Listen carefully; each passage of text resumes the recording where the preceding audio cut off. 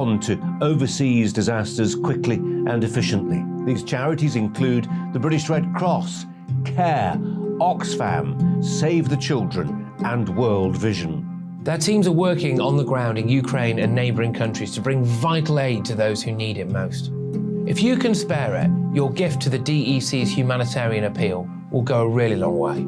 £10 provides essential hygiene supplies for a person for a month. £50 provides blankets for 4 families. £100 provides emergency food for 2 families per month. It's easy to give. You can donate online at dec.org.uk or call the 24-hour donation line on 0370 60 60 900. If you prefer to send a cheque, please post it to the Ukraine Humanitarian Appeal, PO Box 999, London, EC 3A 3AA.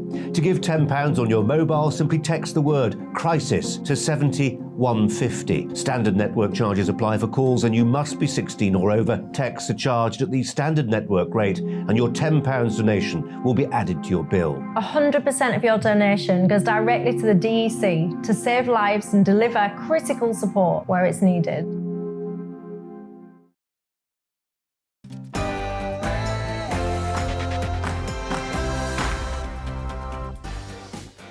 A very busy show tonight. My Mark Meets guest is football legend Harry Redknapp. He's live at 10. We'll ask this sporting icon and king of the jungle about his life on and off the pitch. In the big question after the Will Smith Oscars debacle at an event which celebrates films that no one actually watches, is Hollywood over? Do you still watch Hollywood movies? Reacting to the big stories of the day are my fantastic panel, journalist and former editor of Labour List, Peter Edwards, political columnist, Ali Mirage, and writer and broadcaster, Emily Carver. In 2 minutes, it's my big opinion, and it's about this guy, Prince Harry, a national embarrassment and an embarrassment to the Queen too. That's right, Prince Andrew. Of course I said Prince Harry because he's a numpty too. Lots more to get through. It's live telly, 2 hours. We don't do boring. First up, the headlines with Miranda Shunker.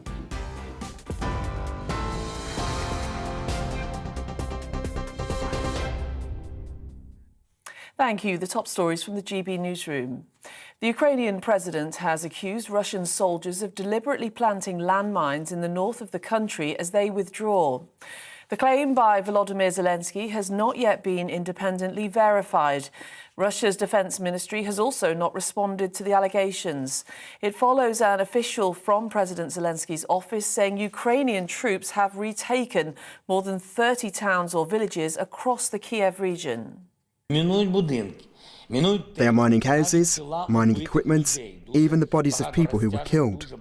There are a lot of tripwires, a lot of other dangers. We are moving forward, we are moving carefully, and everyone who returns to this territory must also be very careful.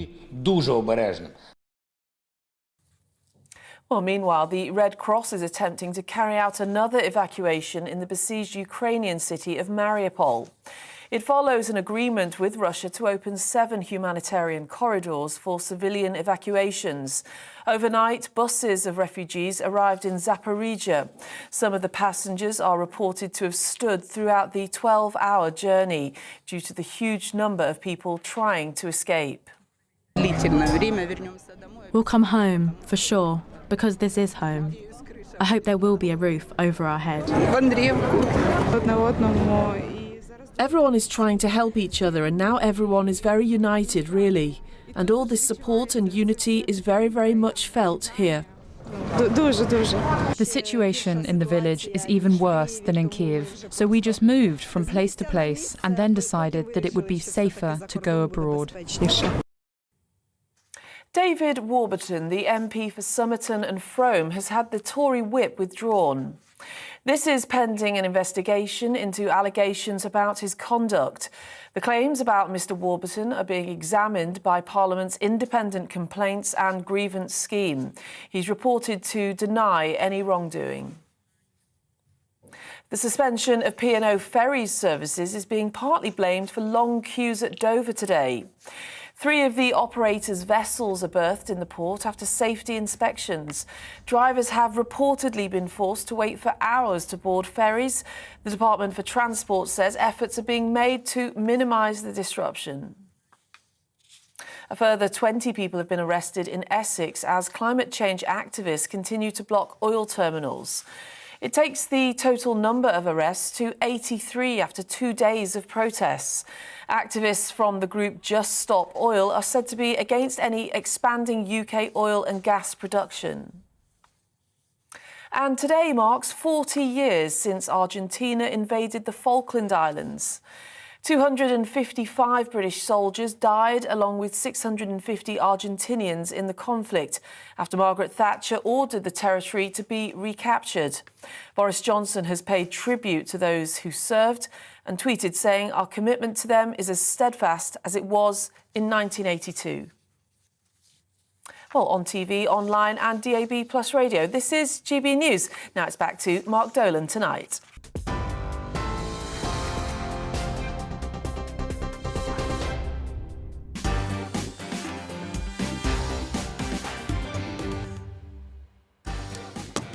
Great to have your company. It's Saturday, the 2nd of April. You're watching and listening to Mark Dolan tonight. We've got a cracking Saturday night of entertainment for you. My Mark Meets guest is one of the best loved and most respected managers in English football. He went on to become the king of the jungle. The legendary Harry Redknapp is live at 10 o'clock. In The Big Question, following the debacle that was the Oscars, with Will Smith slapping a comedian just for making a joke, and with the awards at the Oscars going to a load of movies no one's watched or enjoyed, and with Disney announcing their movies are going to get even more woke, with quotas and box ticking on both sides of the camera, is Hollywood over? Are we getting to the point where punters will be looking elsewhere for their entertainment? Plus, we've got more alternative news headlines tonight featuring Vladimir Putin and Bouncer, the Labrador from Neighbours. He's back and he's looking for work. Plus, reacting to the big stories of the day is a very special panel tonight. We've pushed the boat out and yes, we've splashed the cash. You get what you pay for. Financier and political columnist Ali Mirage makes a welcome return to the show. A good friend of mine, presenter and writer Emily Carver, and a brilliant regular journalist and former editor of Labour List, Peter Edwards. Of course, I want to hear from you throughout the show. My email is mark@gbnews.uk, and you know that the best bit of my show is when you get in touch. And you know the drill. What is the drill? We don't do boring, not on my watch. I just won't have it. So it is Saturday night. Grab some English sparkling wine out of the fridge. It's far better than the French stuff. Or fire up the kettle and tear open the Jaffa cakes. Oh, orangey and soft. And let's get to work.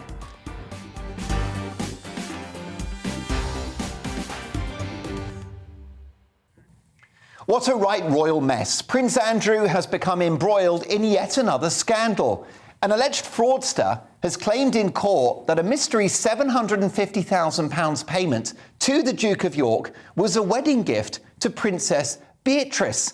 So I'm guessing they didn't have their reception at a Wetherspoons. Prince Andrew is alleged to have received the money from Nebahat Avap Isbilan, who says she was acting on the orders of Selman Turk, her financial advisor and former banker. The money was ultimately returned, but it's not a great look, is it, for the Queen's favourite son? This guy has covered the whole gamut, hasn't he? We've had the sex scandals with his well-reported appetite for glamorous women and even soft porn stars, earning him the nickname Randy Andy. He's also spent decades earning a reputation as a work-shy royal, travelling around the world at the taxpayer's expense, earning the nickname Air Miles Andy.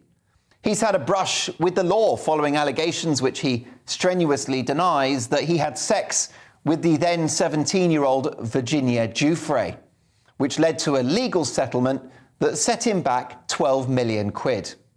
He's had a PR and reputational scandal, having been close friends with convicted paedophile Jeffrey Epstein in what was a diabolical misjudgment which has become the story of his life. There was the ill-fated Newsnight interview in which the BBC's eye-roller-in-chief, Emily Maitlis, squashed him like a margarita pizza. The only good thing this guy has ever done is for the share price of Pizza Express.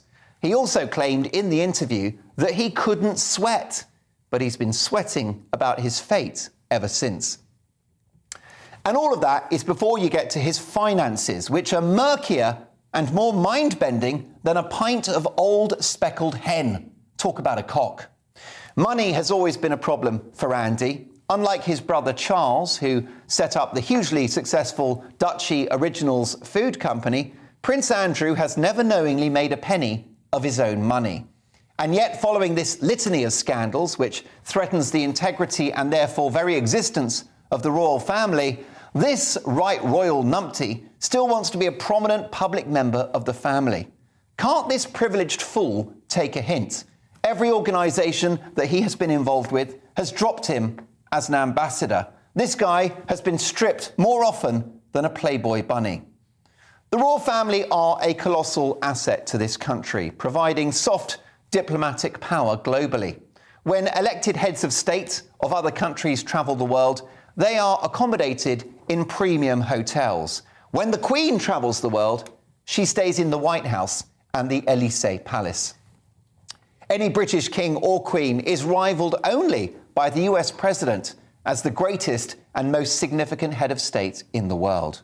The royal family is also great news for UK PLC, representing British innovation and talent and being the embodiment of this country's values: decency, respect, pride, honour, tradition and duty. But that selfish idiot, Prince Andrew, threatens all of this. On a personal level, he is a nightmare for his own family. He's someone so dysfunctional, he wouldn't even make it through an audition onto the Jeremy Kyle show.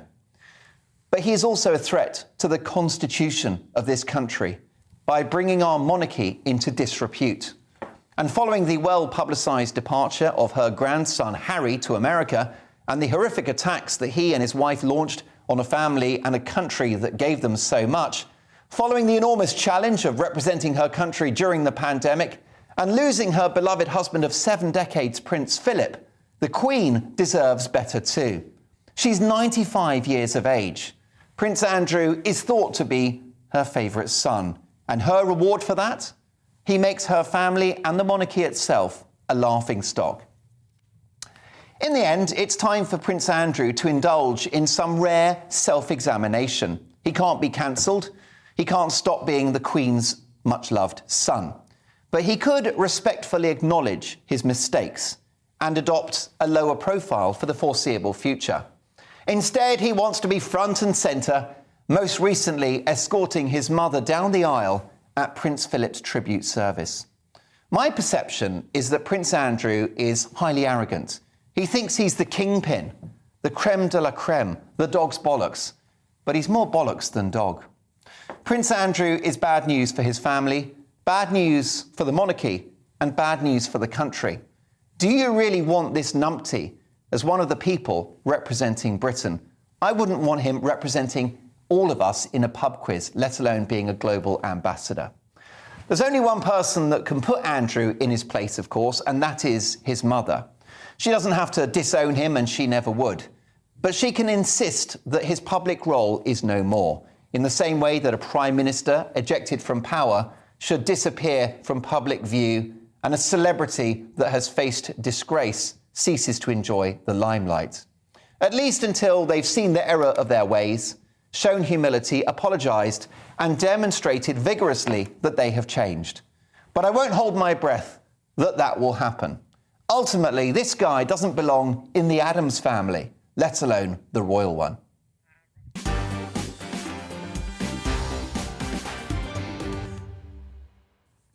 I did like that Addams family, especially Morticia.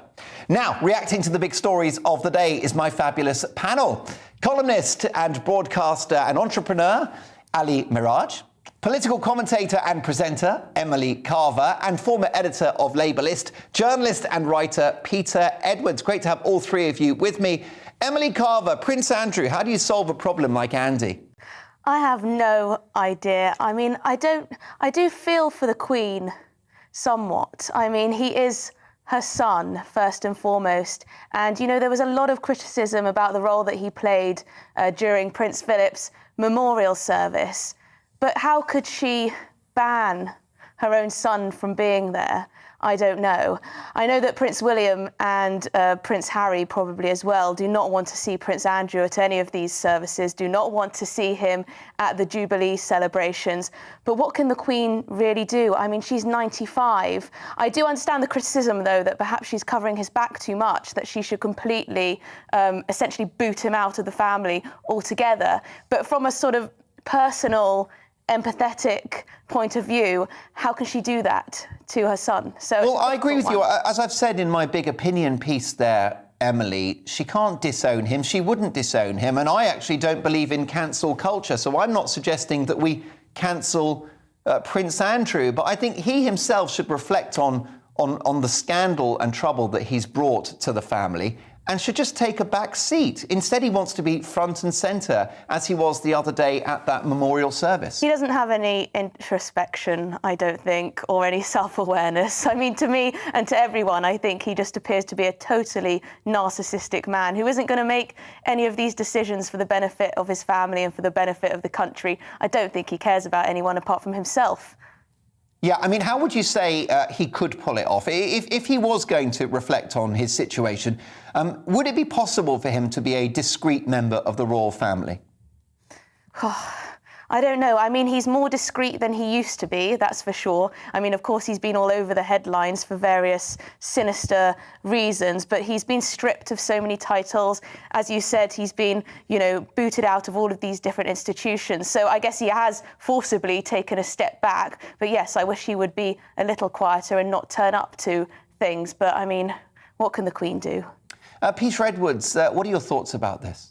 Well, I think the Queen's judgment is generally very good, and I think she's made a fair fist of it this time as well. You know, she effectively sacked her son from being a working royal, and I think what we saw this week might well be his swan song. Clearly, the Queen, you know, she's never political, and the royals have this motto of never complain, never explain. So in perhaps a silent way, she was sending a message about her love for her son, but obviously Prince Andrew's judgments have been appalling. All our thoughts are with the victims of Jeffrey Epstein, and I think Prince Andrew is going to retire, and he's not going to be a working royal, and I think we're going to see and hear relatively little of him.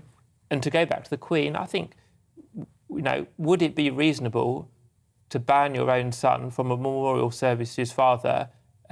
No, I don't think it would be. So I think he had basically a silent presence before retiring, and he will retire. He's not going to be on TV. He's been dropped by the charities. He will retire. I think the Queen has called it right. Ali Miraj, welcome back to the show. Is this a problem for the family or for the country? Well, I think it's a problem for particularly the family. I think the Queen is much loved across the nation. This is her Platinum Jubilee year, 70 years of loyal, unswerving and dedicated service she's given. But I've got to sort of disagree slightly. I do think that on this particular occasion, the judgment was not the right one. I think that obviously he should have been at his father's memorial service. That's perfectly understandable. But did he have to ride with the Queen? Did he have to be seen to be escorting her to her seat?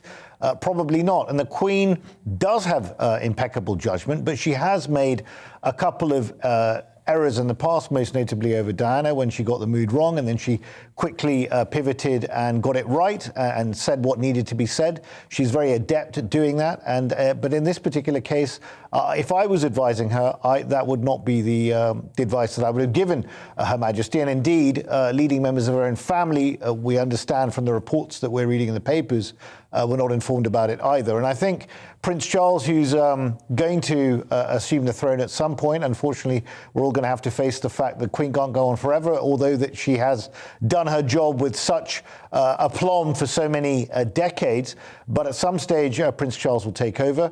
And he knows that he's on a sticky wicket already, because amongst the younger generation in particular, a deference, a love for the royal family is not as strong as it is in people in my generation and older, for example. And we've just seen the problems that William and Catherine have had on their trip to the Caribbean. We're living in a different era now, and the great strength of the royal family has always been that it moves with the times, and it adapts, it thrives, and it finds a way to continue. And I think that this is deeply unhelpful, not only for the royal family, but also any perception of Andrew playing any public role at any point in the future is really going to be unhelpful for the country as well. Ali, do you think that the Prince Andrew scandal will provide lasting damage to the royal family and to the monarchy?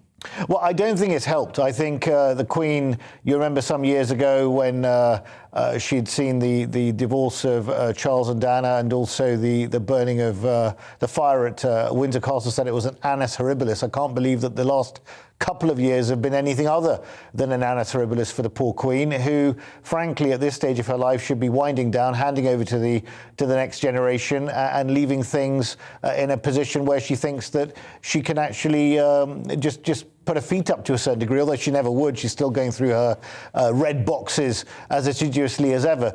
But I do think it has damaged the royal family to a degree, and I also think Prince Harry's actions have also damaged the royal family. Look, on Harry, perfectly acceptable for him to decide to quit the royal family if he wants to. That's his decision, although the royal family is about duty and service to something bigger than yourself, something that he clearly does not believe in, but that's fine. He's taken that decision. What I take exception to in that particular case is that he's trying to monetize his royal title and is doling out so much compassion to the rest of us that I can hardly cope with the amount of compassion that I'm getting from Harry and Meghan, quite frankly. But on Andrew in particular, I think Andrew's gone through a really difficult period over the last few years. He's been in the papers regularly. He's just settled out of court with 12 million with Virginia Giuffre. You would have thought that he himself would want to be keeping a low profile, but sadly not. I think he's in some way deep down, he probably thinks he can rehabilitate himself. I don't know what planet he's living on, but I think for the sake of his own family, for the sake of his own mother, who clearly I'm sure he loves, he should really take a step back. There are bound to be some Prince Andrew fans out there, Peter, and this is a show that likes to forgive and forget. We certainly won't be cancelling people. But is there any conceivable way back for Andrew in the years to come? I don't think there is. And the Queen has come to that view as well. And if we believe what we read in the newspapers, so have Prince Charles and Prince William. Yes, Prince Andrew made a contribution. He fought in the Falklands War, which we're going to talk about later. Yeah. And he tried to drive entrepreneurialism and small businesses through Buckingham Palace, but his association with Jeffrey Epstein, a dead sex offender, has been horrific. And on top of that, as well as all our thoughts being with the victims, Prince Andrew, he's denied many of the charges put to him, but he's shown a lack of awareness. He's appeared tone deaf at times. And I think that's why the Queen took the decision to retire him. She forcibly retired him from public life. And the story, if you like, that started your monologue tonight, whereas he was an extra in a legal dispute involving a Turkish businesswoman, just shows the drip of negative headlines are going to continue. And that's why I think the Queen's judgment has been borne out, that it was time for him to retire. And I really, perhaps that's where I disagree with Ali a bit, that I think we're not going to be seeing very much of him. I think the Queen may have thought very carefully about giving him what was effectively a swan song in front of the media this week. Yes, Emily Carver, finally, perhaps he should become a celebrity, because that's normally what happens when you become a scandalous figure. You go into the jungle, you do a kiss and tell story with the Sun newspaper, write an autobiography, or maybe get a radio show on LBC. You know what? That probably will happen. I mean, what's he going to do? I mean, he's got a lot of years left in him. I do think that when the Queen does sadly pass, that will be Prince Andrew completely out of the royal picture. That's for sure. I can't imagine he'll be invited to anything at all. So then how's he going to make money? And it may well be that that's the solution. I know I don't want to compare the two. Prince Andrew has been accused of all sorts that Prince Harry certainly has not. But see how much money Prince Harry's been managing to make by going it alone, indulging his different, talents and desires, and with the lovely Meghan and so on. So I can just imagine Prince Andrew, yes, in the jungle or on. I don't think he'd make it onto the BBC or so on. I think he'd have to probably go to another country, I imagine. I think that's it for him here. Yeah, maybe RT. They're always looking for presenters. Certainly no space here on the top on-air lineup that is GB News. Speaking of top on-air lineup, my Mark Meets guest tonight at 10 is the legendary football manager Harry Redknapp. We'll talk about his life on and off the pitch. We'll talk about Sandra, his experience in the jungle, and why he's such a great manager. But next, in the big question, is Hollywood over? See you in 2.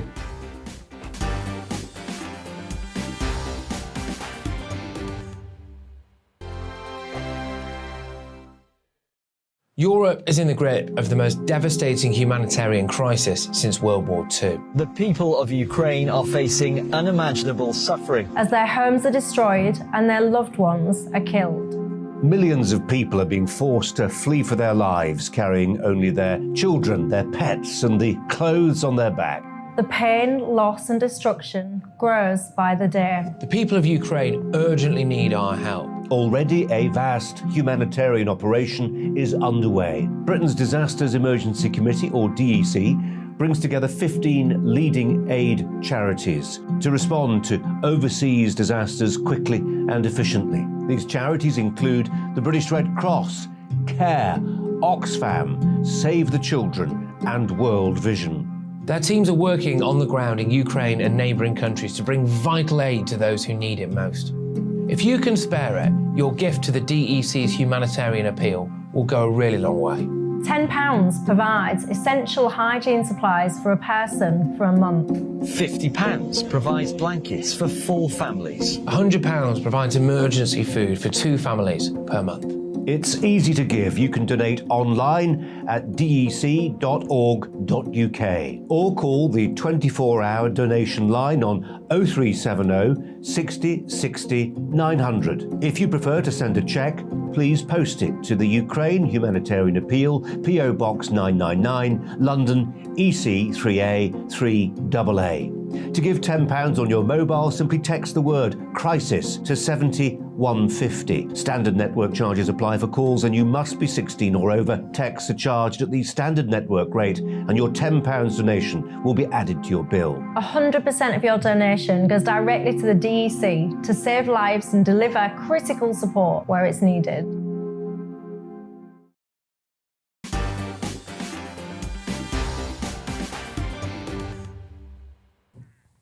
Elizabeth says, "Dear Mark, why are you persisting with your vendetta against the Duke of York? Can you not see the toll it has taken on the Queen's health? I don't mean your personal vendetta, but your collective one. You are all an embarrassment to the country, a country which used to believe in innocence unless proven guilty." Elizabeth, thank you so much for countering the balance on that one. This show is all about opinions, and all are welcome. How about this, says Angela. Our Queen has served our country for 70 years. Surely she's entitled to have her son with her at this stage of her life. We owe her the respect she deserves. She has earned our support in her decision for at least this year. How about this from Steve? He will only have one more public outing as a member of the royal family at the funeral of his mother, I fear, says Stephen.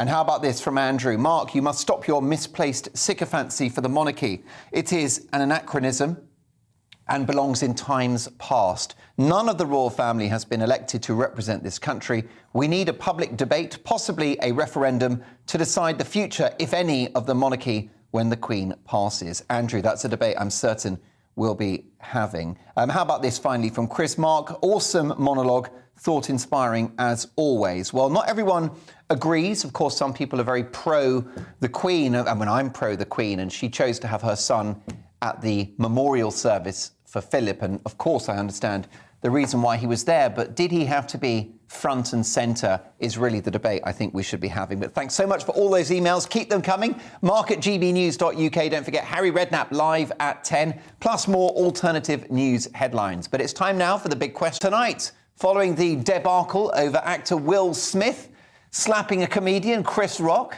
just because he didn't like his joke, and with the Oscars celebrating and handing out awards to boring movies that no one actually watches, is Hollywood over?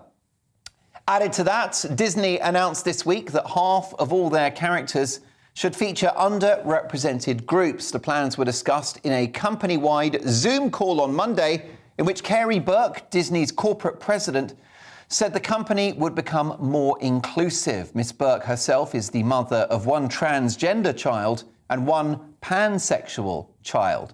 So is all of this a step in the right direction to make the movie industry more representative of our modern society?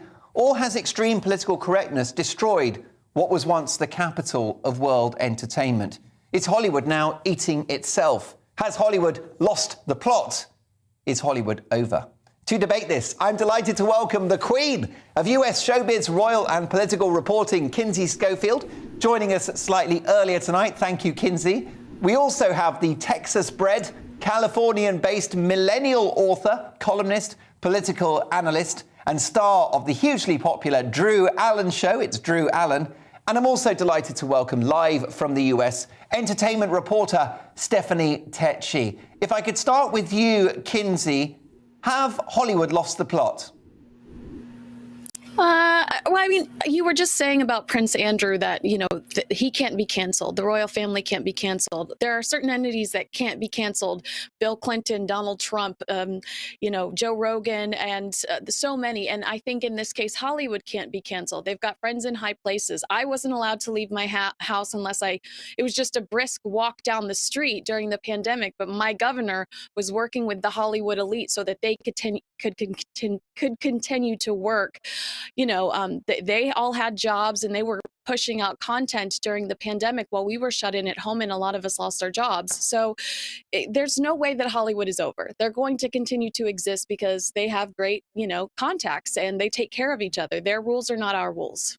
However, Kinsey, are box office receipts for Hollywood films actually suffering at the expense of Netflix and Amazon Prime? And what about the viewing figures for the Oscars themselves? Is everything not headed south at the moment? Well, last year's were 10 million and they jumped to 15 million this year. So somebody's getting high fives. Okay. I mean, that's of course, in 2020, they were 23 million people watched them. So obviously still worse than 2020. But yeah, definitely streaming is hurting those typical box office numbers. But Hollywood is smart enough to figure out how they can jump on that, too. I mean, Ryan Reynolds, I think the top 3 Netflix movies of all time, Ryan Reynolds stars in. So there are certain people that are staying ahead of the curve and trying to figure out how to transition into streaming. Well, let's now bring Stephanie into this. What do you think, Stephanie? Do you feel like it's go woke, go broke for Hollywood? Not really. I think there is no business like show business, and we know that. And the show must always go on for Hollywood.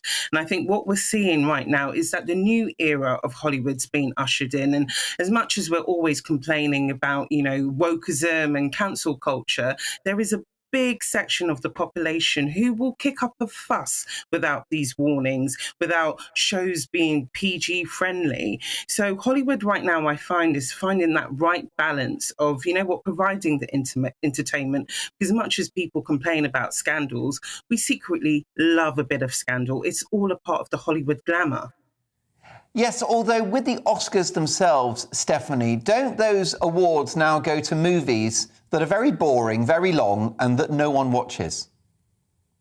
Well, initially they come across as they're boring, but as soon as they're kind of highlighted on platforms such as the Oscar or the BAFTAs, then they're actually promoting them and people actually get interested in them. And that's not a reflection of Hollywood, it's a reflection of film directors and all the kind of ideas that's being pumped out. At the end of the day, we are the public, so we are just going to watch what we're being fed at the end of the day. We're not film directors or film creators, so unless we're controlling that, we're just always going to be fed what we are given. Drew Allen, do you think that customers around the world are bored by how politically correct Hollywood is getting? Well, I think it's worse than bored. I think people are irate. They're being driven towards taking action against them. And Disney's the latest example of that. Look, Hollywood's been owned by the left for a long time. But now Disney, I mean, don't mess with American parents' children's, okay?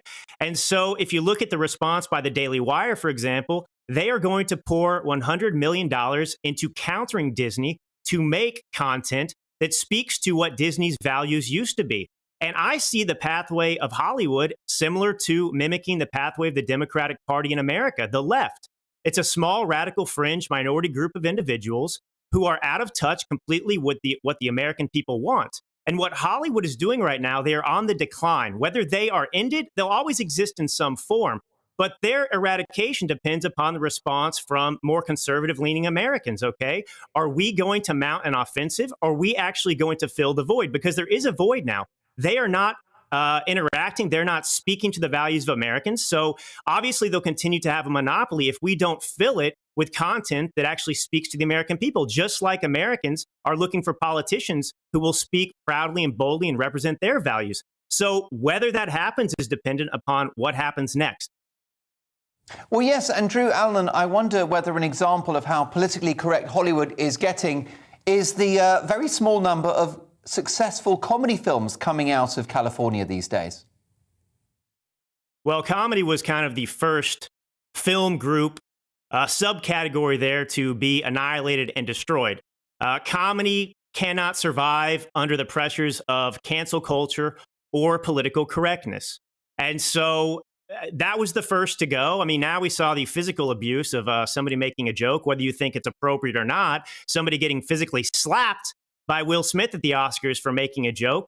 But this has been a war that's been going on for a long time. And I think, Americans are very tired of this continued onslaught, this pressure cooker we're in all the time where we have to watch what we say. And it's selective freedom of speech, right? Certain people can say whatever they want if it abides with the leftist agenda. But if it doesn't match that, I mean, look at late night comedy. None of those people are funny anymore. I mean, you're a bigger comedian than the late night hosts in America.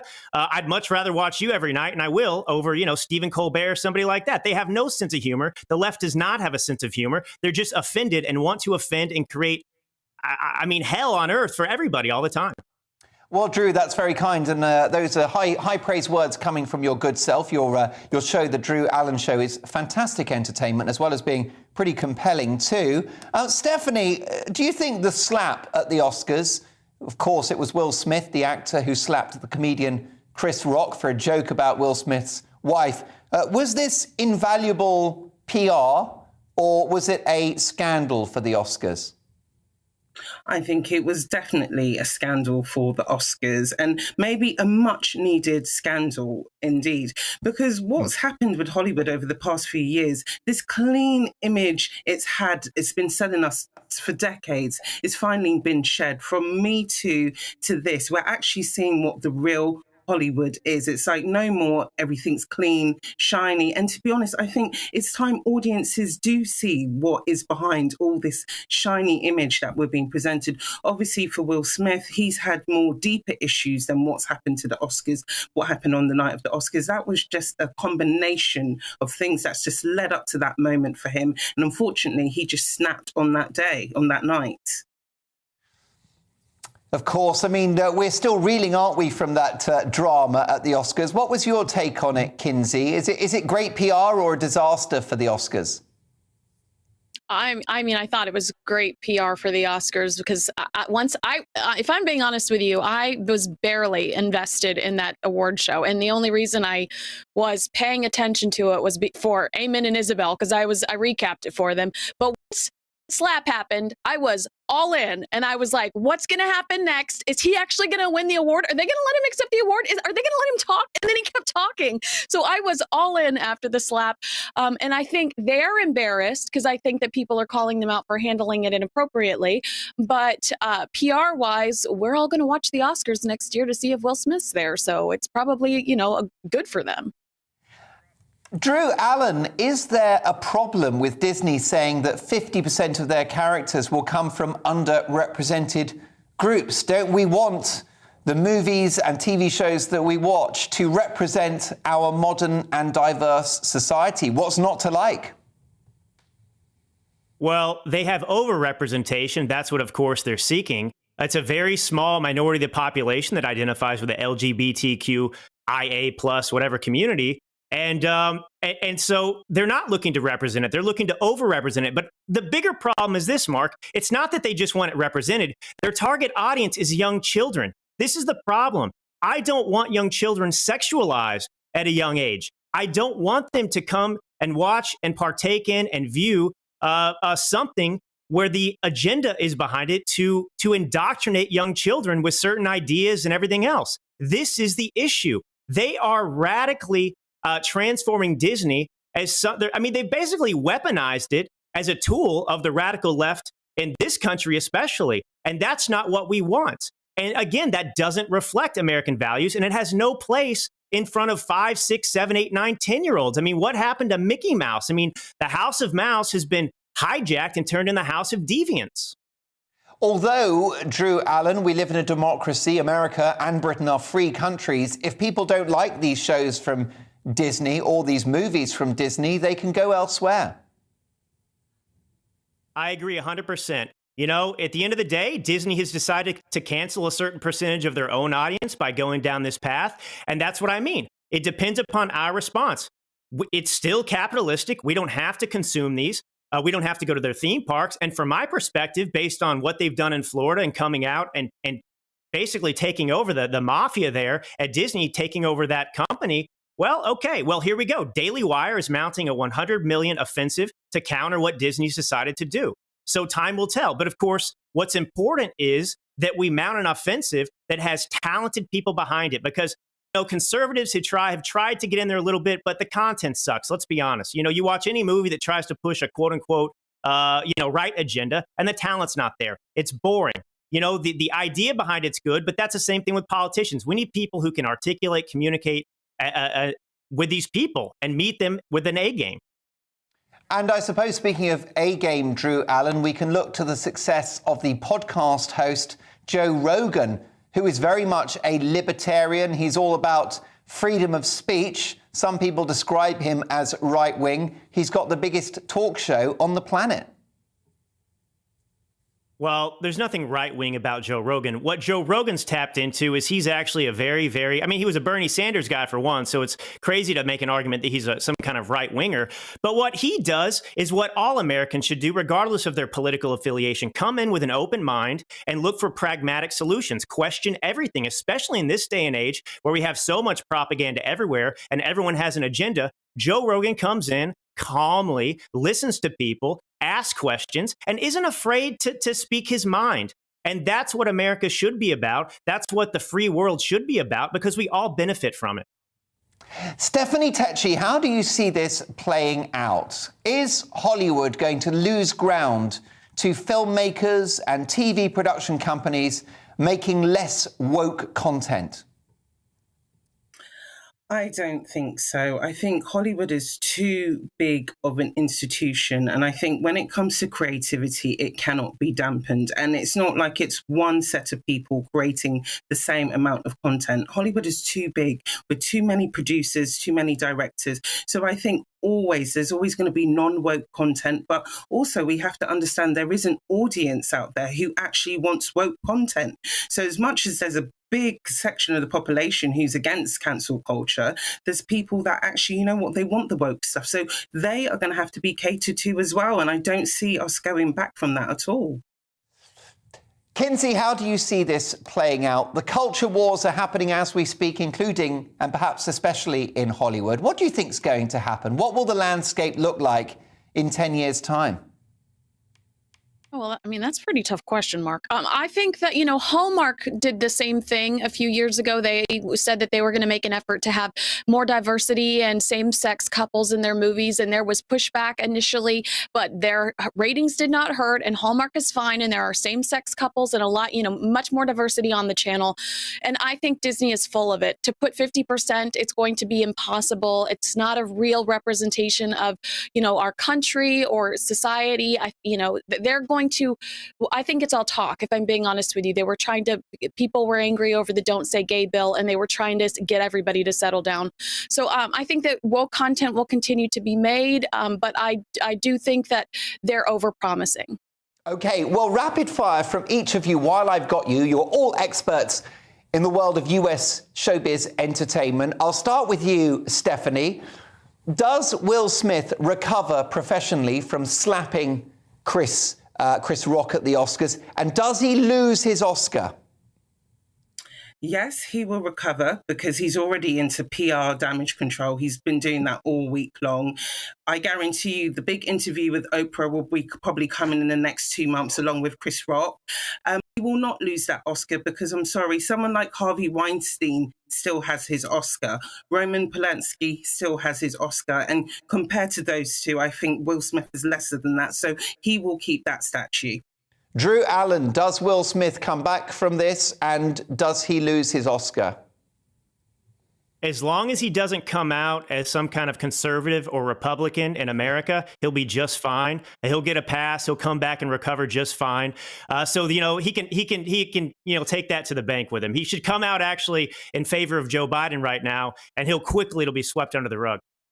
Right, it's all about politics. What do you think, Kinsey? Does he come back from this, and does he keep the Oscar? He definitely keeps the Oscar, and he's come back from this to me. I've been listening to Miami on repeat for like three days straight. It's fine.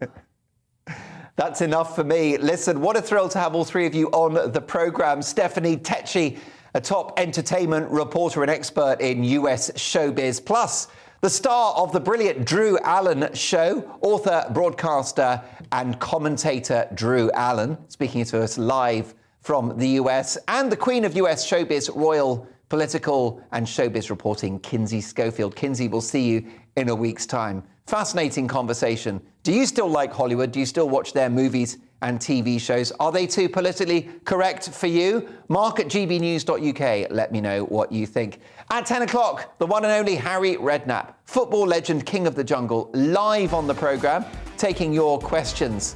But next, in the news agenda with my fabulous panel, should you stay at home if you've got a cold? I'll see you in 2.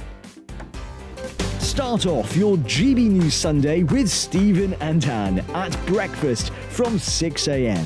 At 10, join the political correction. From 12 till 6, it's Alistair, Darren, Inaya and Nana. At 7, join Free Speech Nation for a laugh that won't be cancelled. At 9, it's Mark Dolan Tonight, followed by Headliners.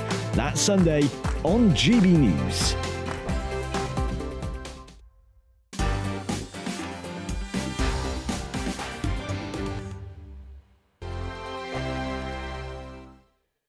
Europe is in the grip of the most devastating humanitarian crisis since World War II. The people of Ukraine are facing unimaginable suffering as their homes are destroyed and their loved ones are killed. Millions of people are being forced to flee for their lives, carrying only their children, their pets, and the clothes on their back. The pain, loss and destruction grows by the day. The people of Ukraine urgently need our help. Already a vast humanitarian operation is underway. Britain's Disasters Emergency Committee, or DEC, brings together 15 leading aid charities to respond to overseas disasters quickly and efficiently. These charities include the British Red Cross, CARE, Oxfam, Save the Children and World Vision. Their teams are working on the ground in Ukraine and neighbouring countries to bring vital aid to those who need it most. If you can spare it, your gift to the DEC's humanitarian appeal will go a really long way. £10 provides essential hygiene supplies for a person for a month. £50 provides blankets for 4 families. £100 provides emergency food for 2 families per month. It's easy to give. You can donate online at dec.org.uk or call the 24-hour donation line on 0370 60 60 900. If you prefer to send a cheque, please post it to the Ukraine Humanitarian Appeal, PO Box 999, London, EC 3A 3AA. To give £10 on your mobile, simply text the word crisis to 70 150. Standard network charges apply for calls and you must be 16 or over. Texts are charged at the standard network rate and your £10 donation will be added to your bill. 100% of your donation goes directly to the DEC to save lives and deliver critical support where it's needed.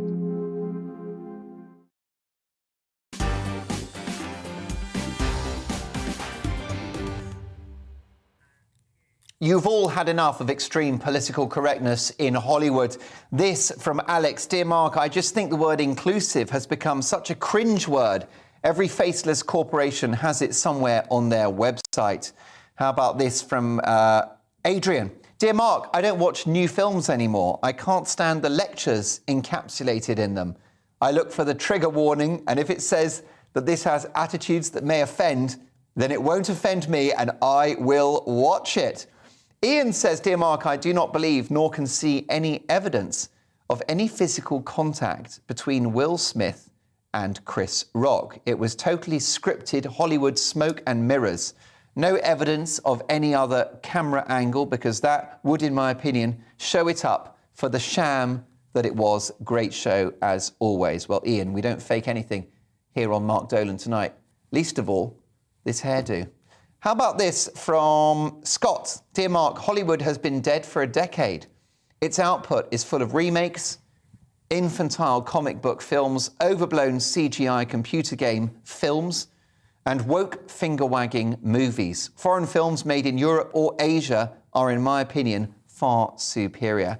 And on Prince Andrew, how about this from Hazel? Mark, why kick someone when they're down? You're better than that. Hazel, thank you so much for sharing your thoughts. The big opinion monologue is now on Twitter, at GBNews. Take a look. It's all about Prince Andrew, who I think is an embarrassment to his family and the country. And I think he needs to take a back seat. But what do you think? Do take a look at that at GBNews. Now, just as we thought the stay-at-home edict was behind us, we're now being told not to go out if we have a common cold. It's part of new government guidelines, despite the legal requirement to self-isolate ending in February. But is this, in fact, a sensible precaution and a good courtesy to colleagues and friends? Or is it creating a culture of hypochondria? Peter Edwards, should we stay home if we've got a cold? Well, I think this is a very strange place for the government to end up. And we've ended up in this place because the government withdrew free testing, which I think was a very bad idea. And I think this ambiguity is inherent in your question, because I think most people would ordinarily say, you know, before the pandemic, you shouldn't particularly stay at home if you have a cold. And now we'd say you should stay at home if you have COVID symptoms. But because there aren't going to be free tests, we're in this awkward middle ground where there could be people who are non-COVID staying at home. So it does feel like a bit of a mess. I've just been Googling the prices of COVID tests, and, you know, it looks like you can get some from Boots or Superdrug. Should we say other retailers are available? But you can get some from those retailers for £2, but a lot of the online order ones are £15. So if you're, say, a single parent or someone who's unemployed, 15 quid out of your weekly budget is going to be a lot. So I think, your question was the right one, because most people, I suspect, are not going to stay at home with a cold, but I think a lot of people would respect the rules if there were any, and they'd stay at home if they had a confirmed test of COVID. But of course, some people are going to be too poor to do that, aren't they? So they're going to go out with COVID, infect other people, trigger costs for the NHS, and be off work, which affects the economy. So I think withdrawing free COVID tests could turn out to be your classic false economy. Although, do we want Peter Edwards to be spending £2 billion a month testing for Omicron, a variant which is milder than a night out with Cliff Richard? Well, there are 20... I suspect Cliff Richard, I'm still laughing at that, he's about 80, so I suspect he doesn't go out too often on nights out. I intend to do at that age. Goes on summer holiday. There are 20,000 people in hospital with COVID right now. There are more people with COVID than ever before. I think it's right to be cautious and risk-averse. And remember, let's go back to this point, if you want to talk purely about the economics of it. If we've got people who have COVID, don't get a test, go into work or go and do a leisure activity and infect their colleagues, that's a massive hit for the British economy. So we're going to obviously have this review Boris Johnson was forced to announce a grand review into everything that's come under COVID, which is going to be a Chilcot-esque one that goes on for years, I suspect. Sure. But, I think it's going to have to look at whether withdrawing free testing is a false economy when we've got more COVID cases than ever. Has Peter Edwards got a point, Ali? There's no point staying at home with a cold if it's only a common cold, but if it's COVID, that might be the way to go. Well, as I understand it, Mark, it's really if you've got a high temperature or a persistent cough. And frankly, I think it'd be pretty socially unacceptable to do that at the moment. I mean, if you've got the best way to get space on the tube at the moment is to cough very loudly. So, look, I think we need to move from a situation now where Peter makes a good point that the cases, the instances of COVID are extremely high at the moment. The good thing is that whilst hospitalizations are also fairly high, the critical number of people dying from it is low, although a very close member of my own family actually, unfortunately, has just recently died and is also quite young. So it does affect people in different ways. It is a serious illness, and it is not a common flu. It is something quite different. Now, it affects people in different ways.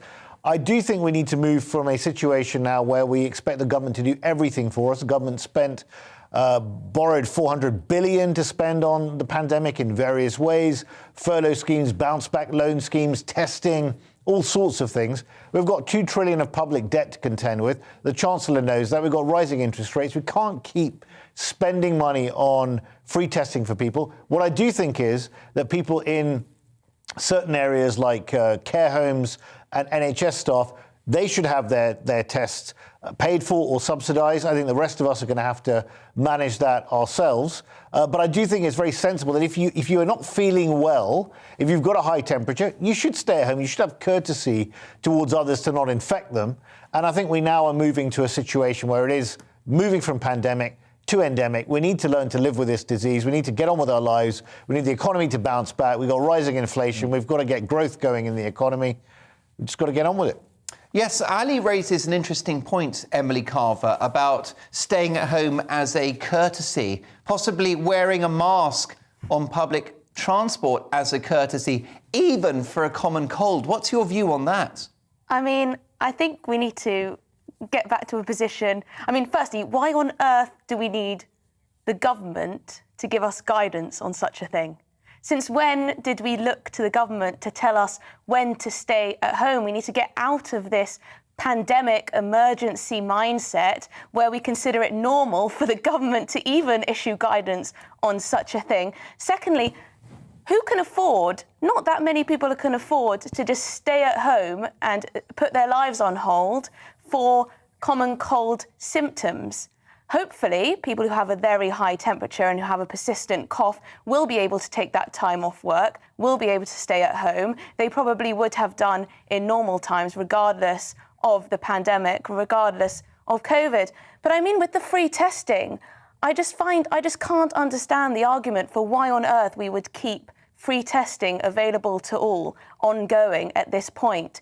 I imagine nearly everyone in this country has now had Omicron, or close to has now had Omicron. You say we've got very, very high cases at the moment. Isn't that an indicator that this virus is endemic, that people are going to continue to get it, particularly in the winter months, particularly when it's cold, and it's something that we're going to have to deal with? I do take the point that we will need tests perhaps in, still in the care system and within the NHS perhaps to keep it going. But even then, where's the cost-benefit analysis of a nurse or a doctor being out of the NHS with Omicron-type symptoms, maybe not even showing symptoms, simply because they've been tested? I'm not sure where we go with this. I think we need to stop mass testing, which I think the government is right to stop free testing. We simply can't keep going just throwing money at this situation when, for most people who've been vaccinated, for everyone who's been vaccinated, it is closer to a flu,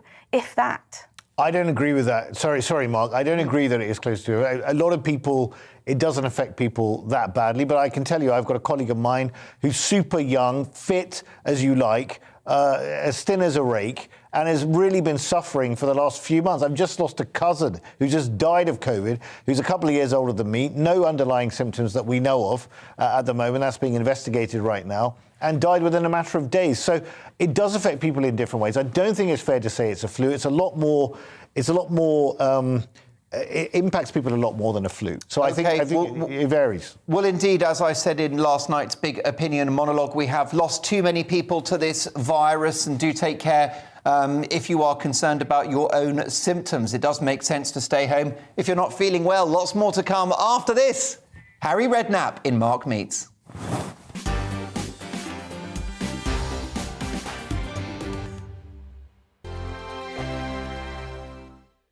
Europe is in the grip of the most devastating humanitarian crisis since World War II. The people of Ukraine are facing unimaginable suffering as their homes are destroyed and their loved ones are killed.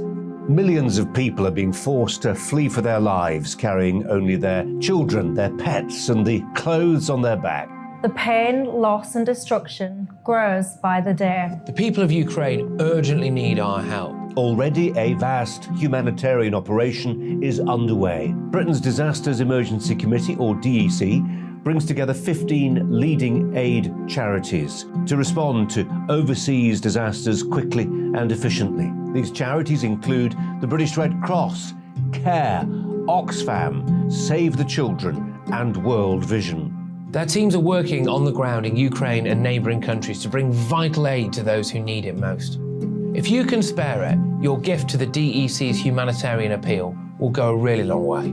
£10 provides essential hygiene supplies for a person for a month. £50 provides blankets for 4 families. £100 provides emergency food for 2 families per month. It's easy to give. You can donate online at dec.org.uk or call the 24-hour donation line on 0370 60 60 900. If you prefer to send a cheque, please post it to the Ukraine Humanitarian Appeal, PO Box 999, London, EC 3A 3AA. To give £10 on your mobile, simply text the word crisis to 70150. Standard network charges apply for calls, and you must be 16 or over. Texts are charged at the standard network rate, and your £10 donation will be added to your bill. 100% of your donation goes directly to the DEC to save lives and deliver critical support where it's needed.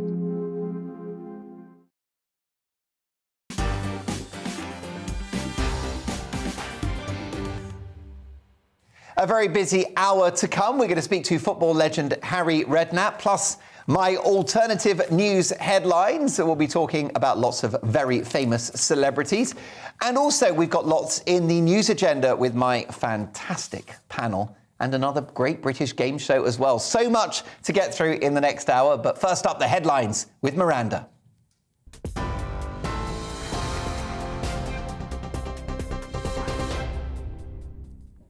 Thank you, Mark. The top stories from the GB newsroom. Russian soldiers are being accused of deliberately planting landmines in the north of the country as they withdraw. That's according to the Ukrainian president. Earlier, Boris Johnson spoke to Volodymyr Zelensky and congratulated what he called the country's brave armed forces for pushing back Russian troops. Downing Street said both leaders agreed on the importance of continuing sanctions on Russia to increase economic pressure. It follows an official from President Zelensky's office saying Ukrainian troops have retaken more than 30 towns or villages across the Kiev region. They are mining houses, mining equipment, even the bodies of people who were killed. There are a lot of tripwires, a lot of other dangers. We are moving forward, we are moving carefully, and everyone who returns to this territory must also be very careful. Well, meanwhile, aid convoys have not been able to reach the besieged city of Mariupol. That's according to a Russian news agency. And this claim has not yet been independently verified. It comes as a Red Cross convoy has been making repeated attempts to reach the city. Meanwhile, buses of refugees have been arriving in Zaporizhia, with some enduring a 12-hour journey stood up as huge numbers of people try to escape.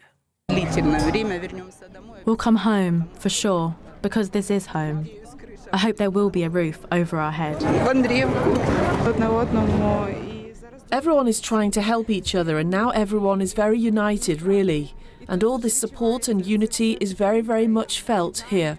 The situation in the village is even worse than in Kiev, so we just moved from place to place and then decided that it would be safer to go abroad. And some breaking news to bring you. Rescue teams are searching for a plane that has gone missing over the English Channel. The light aircraft took off from Warwickshire this morning, carrying 2 people, and was bound for Le Touquet in the north of France. More on this as we get it. The MP for Somerton and Frome, David Warburton, has had the Tory whip withdrawn. This is pending an inquiry into allegations about his conduct by Parliament's Independent Complaints and Grievance Scheme. He's reported to deny any wrongdoing. The French president has warned of the risk of a Brexit-style upset ahead of the forthcoming elections in France. As the gap narrows between him and far-right leader Marine Le Pen, Emmanuel Macron has referenced the Brexit referendum, warning voters that what looked improbable actually happened. Nothing is impossible. The first round of the presidential election takes place next Sunday. And today marks 40 years since Argentina invaded the Falkland Islands. 255 British soldiers died, along with 650 Argentinians in the conflict, after Margaret Thatcher ordered the territory to be recaptured. Boris Johnson has paid tribute to those who served and tweeted saying, "Our commitment to them is as steadfast as it was in 1982. Well, on TV, online and DAB Plus radio, this is GB News. Now it's back to Mark Dolan tonight.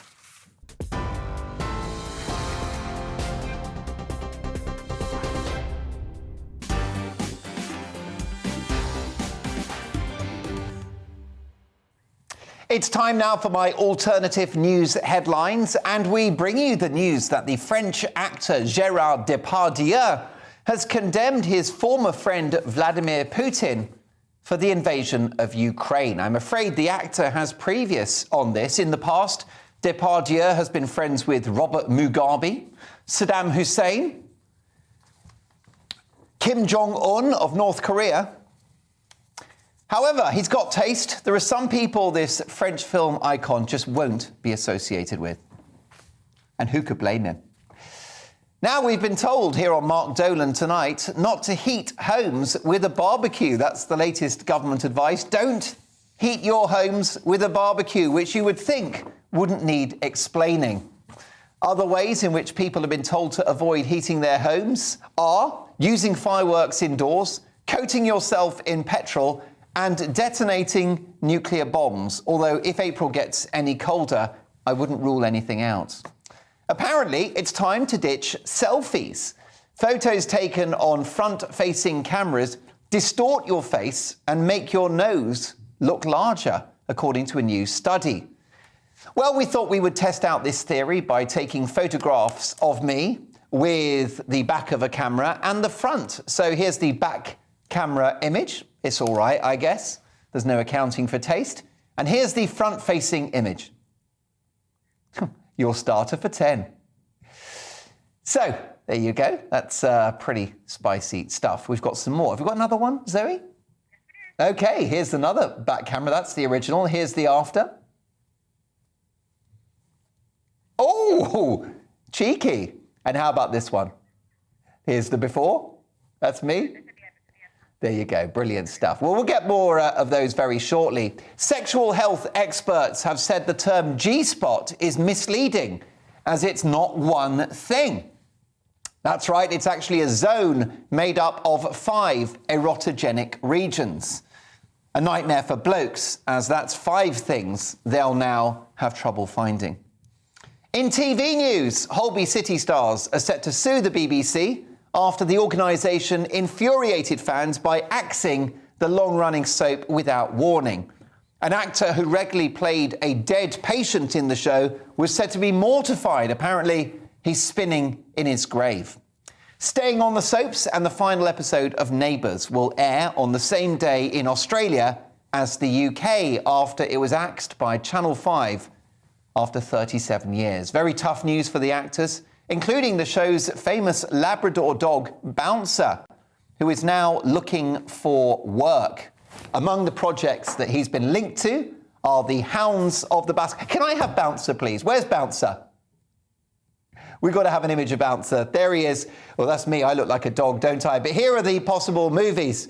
The Hounds of the Baskervilles, Dog Day Afternoon, Game of Bones, Dog Walk Empire, Snow White and the Seven Dogs, The Hunt for Red Setter, Harry Potter and the Philosopher's Bone, There Will Be Bloodhound, The Ugly Dachshund, Raging Pitbull, and last but not least, The Beagle Has Landed. It's been a rough time for that dog. Back to those selfies now. Here's the back-facing camera. It's live telly, isn't it, folks? And here's the front-facing. Oh, we'll take that. Alec Baldwin is back in the news, and the troubled star has been photographed relaxing in Italy at an ice cream shop. There's been speculation about which flavour of ice cream he went for, and here on this programme, we're guessing it was Tutti Shooty. And those are your alternative news headlines.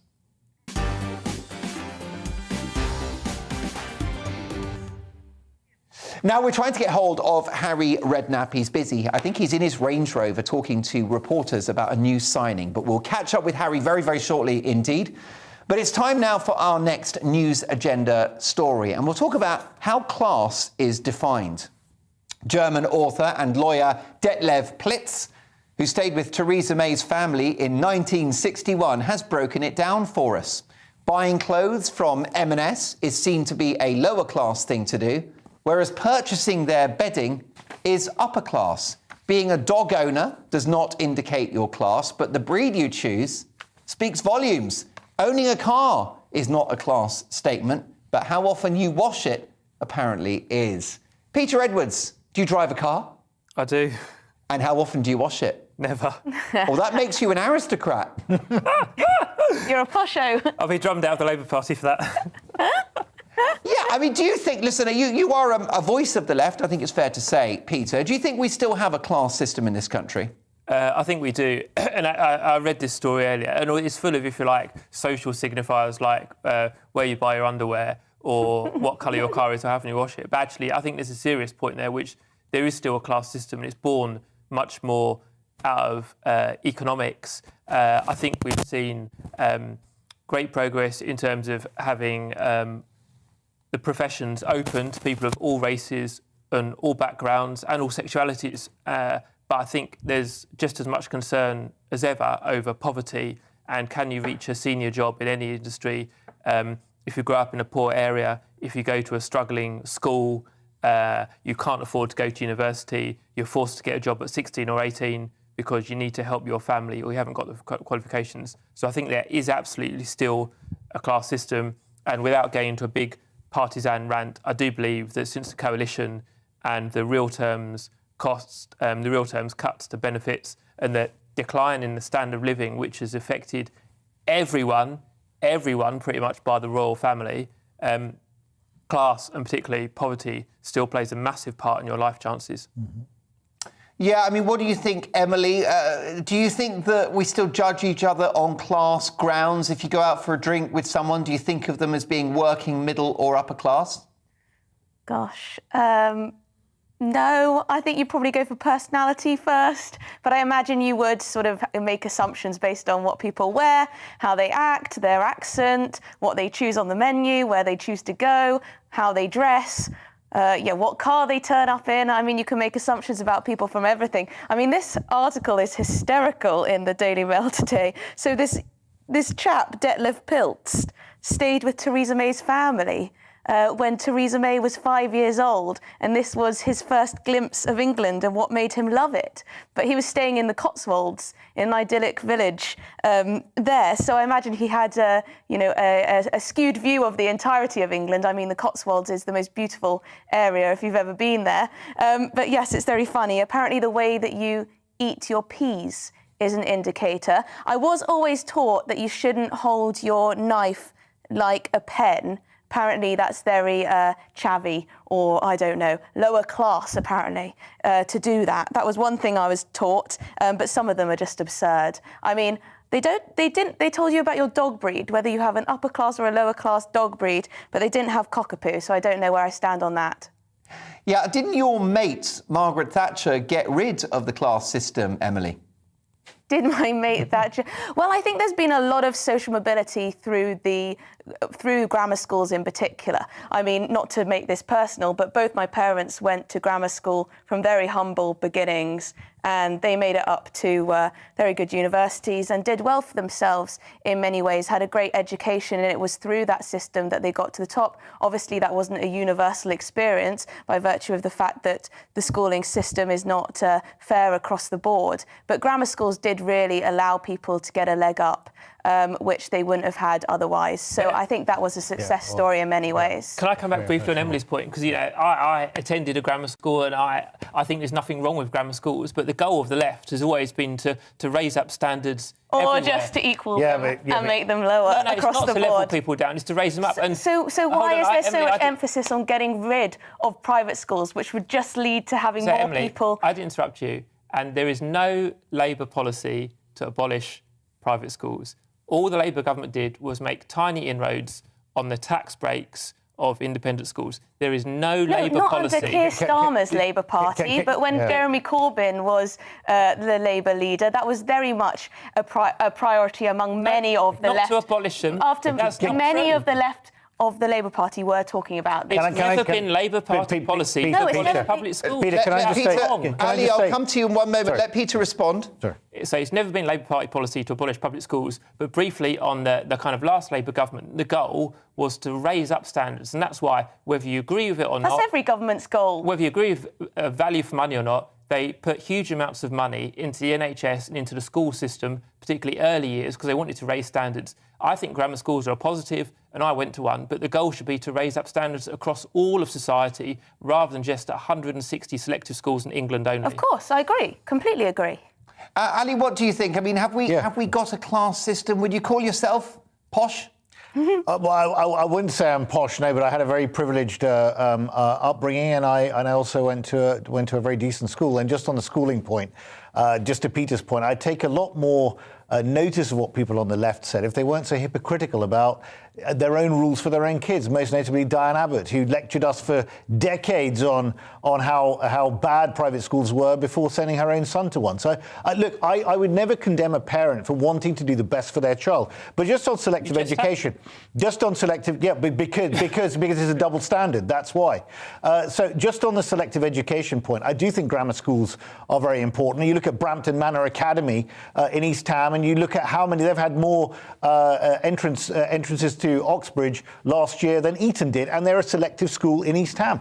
And just on the point, on the class system, Mark, class is a bigger determinant than almost any other factor in your life chances. You have a system at the moment, you have a country at the moment where the Archbishop of Canterbury, the Prime Minister, and the future King of England, William, all went to Eton. Now, I've got nothing against Eton, apart from the fact they used to thrash us at rugby when we used to play them, right? I've got nothing against private schools or Eton, but it does seem a little bit strange that, you know, three of the most important jobs in the country all come from one school, right? So we do have a class system. I would just say, Emily referenced the Mail article here. It says, this is good for me, by the way, it says, having hair does not reveal which class you belong to, but how you wear it most definitely does. And what if, it clearly doesn't apply to me, but what it's saying is that people who wear their hair in a floppy style, it denotes upper class. If you wear it more crew cut or closer to the bone, that indicates that you come from a lower class. So look, there are all sorts of things. There's an M&S test in terms of whether you buy your bedding.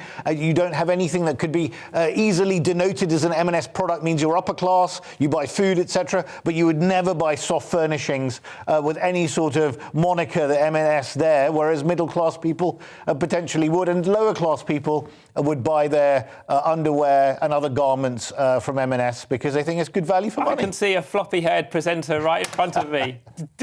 How dare you have your floppy hair? You love floppy hair. Wearing a Primark suit. I've got a foot in both camps. Well, I think you'll agree my panel are pure class tonight. But what do you think? Have we got a class system still in this country? Mark at GBNews.uk, someone that is also class, is the football legend that is Harry Redknapp, and he's live next.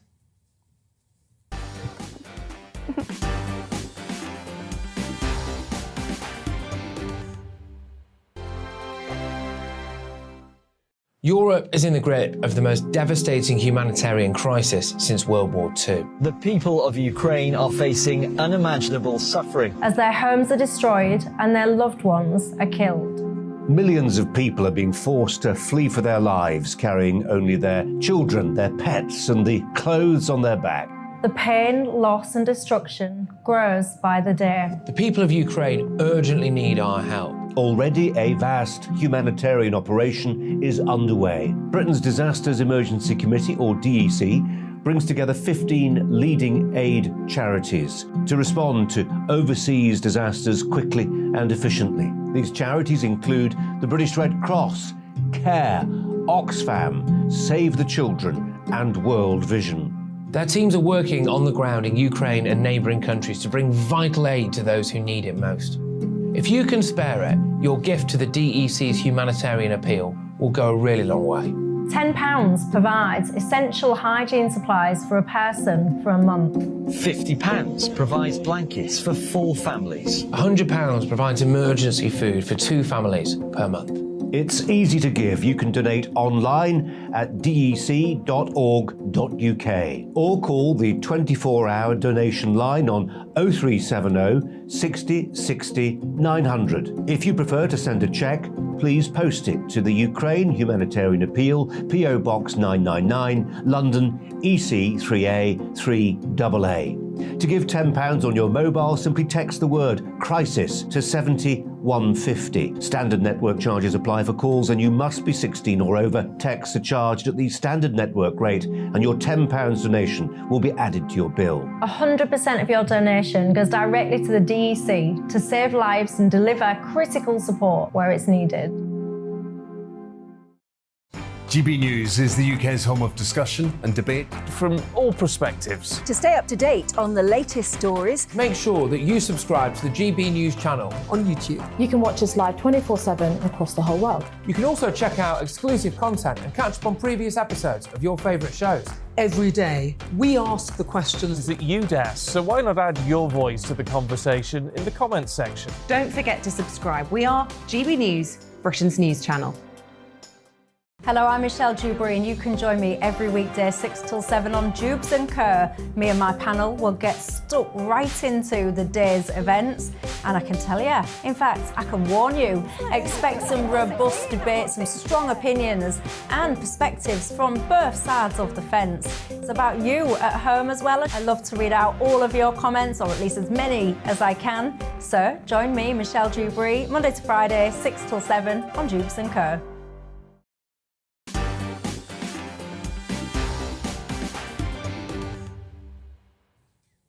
Lots more to come from my brilliant panel in the news agenda. And of course, we're going to be taking your emails throughout the programme, mark at gbnews.uk. But it's time now for Mark Meets, in which I speak to the biggest names in the world of politics, showbiz, sport and beyond. And names in the world of sport don't get much bigger than the legendary Harry Redknapp. We think of Harry as the ultimate football manager, having achieved so much as a gaffer. But he achieved great things on the pitch too, after being spotted by a Tottenham Hotspur scout at the age of 11. When he was 15, he moved to West Ham United and played alongside Bobby Moore, among many others. He broke into the first team at West Ham in the 1965-66 season. Harry is a true West Ham legend, having made 175 total appearances in both league and cup action for the Hammers, after which he spent 4 seasons at AFC Bournemouth before finishing his playing career in the US at the Seattle Sounders. But Harry will likely be best remembered for his glittering managerial career at AFC Bournemouth, West Ham United, Portsmouth, Southampton, Tottenham Hotspur, QPR and Birmingham City. Among his many honours as manager, he won the UEFA Intertoto Cup, the Football League third and first divisions. He won the FA Cup in 2008, promotion to the Premier League, and he rescued my own beloved Tottenham from possible relegation, taking Spurs all the way to the quarter-finals of the Champions League. Oh, and he's king of the jungle, having won I'm a Celebrity, Get Me Out of Here. And Harry is, of course, now an in-demand football pundit. But has he got one more job left in him? Let's find out. I'm delighted to welcome Harry Redknapp to GB News. Hi, Harry. Good evening, Mark. How are you? I'm really well. Great to have you on the show. Harry, you don't strike me as the retiring type.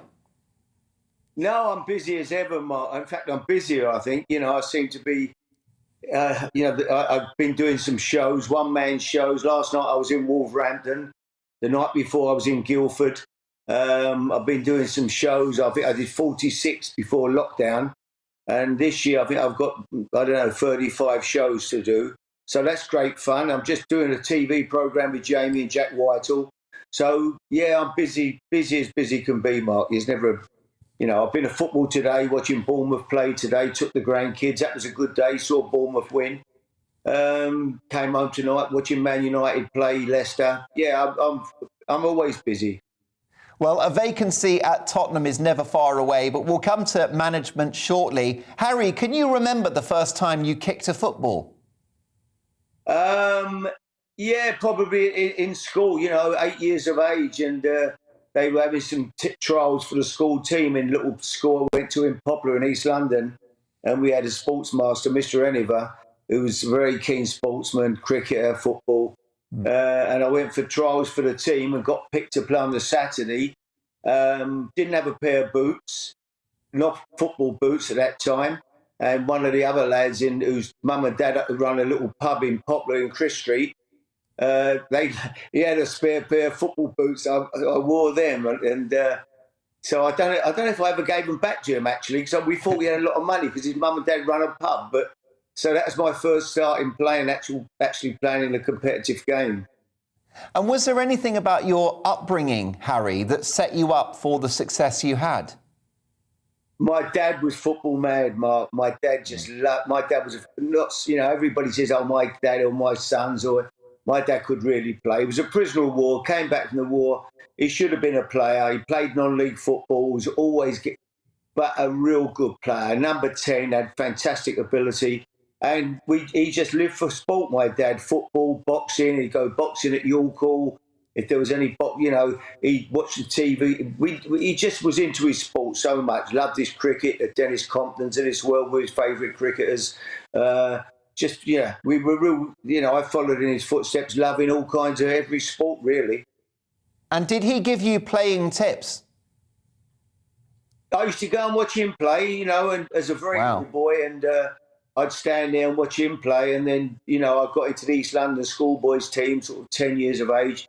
And, within a couple of years, I was trained at Tottenham at 11, going there during the school holidays for 6 weeks, and at Cheshunt, and being around people like the great Dave Mackay, incredible players, Danny Blanchflower, the double winning team, 60-61 double winning team. So I used to be, 6 weeks going from home. We never had a car. No one had cars, I don't think, in them days. But we'd get the train, and I used to go with another boy who was a couple of years older than me, and we'd get the bus, get the train, get another bus. We'd leave home about 7 in the morning to get to Cheshunt from the East End of London. It was a long way. But 6 weeks in the school holidays, Tuesday and Thursday night training at Tottenham.